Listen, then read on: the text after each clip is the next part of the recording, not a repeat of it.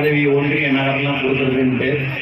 இருந்தாலும் இது பொதுக்கூட்டம், இருந்தாலும் சொல்கிறேன், தலைவர் தளபதி கொடியை அன்று முதல் இன்று வரை யார் பிடித்து கொண்டு இருக்கிறார்களோ, உழைத்தார்களோ அவர்களுக்கு மட்டும்தான் பதவிகள் வழங்கப்படும். நீங்களாவே ஒன்று நினைச்சிக்காதீங்க, மற்ற கட்சியிலேருந்து எல்லாம் வராங்க, பெரிய பெரிய காரில் வராங்கன்னு. எந்த காரில் வந்தாலும் சரி, ஹெலிகாப்டரில் வந்தாலும் சரி, சைக்கிள் ஓட்டிக்கணும்.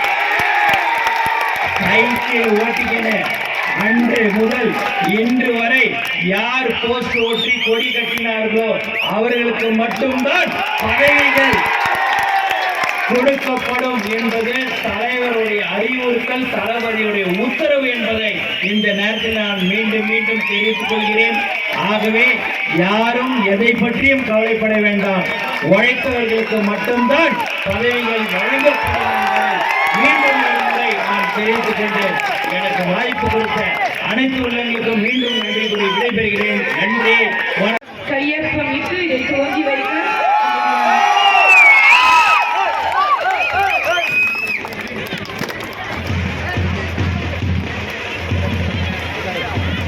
புயல் வீசும் பாதையிலேயே தனிமரமாய் நிமிர்ந்து நிற்பார்.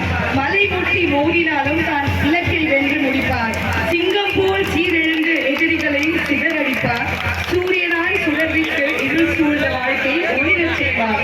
கடல் இடி மின்னல் தாக்கிய போதும் கலங்கமாய் வழி நடத்துவார். நெருப்பாய் சுட்டெரிக்கும் விமர்சனங்களையும் சாம்பலாக்கி சாதிப்பார். வானம் தொடும் லட்சத்தில் நிறைவேற்றுவார், நம்மளை முன்னேற்றுவார். நம்முடைய மாண்புமிகு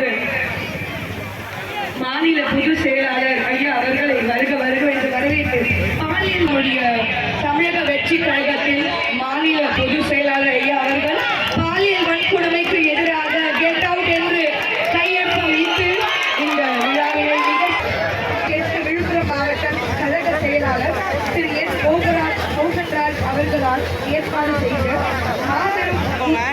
மாண்புமிகு மாநில பொதுச் செயலாளர் அவர்களை வருக வருக என்று வரவேற்றோம். விழாவுக்கு வருகை கொண்டிருக்கும் அனைத்து நல்ல உள்ளங்களையும் வருக வருக என்று கொஞ்சம் பின்னாடி போங்க.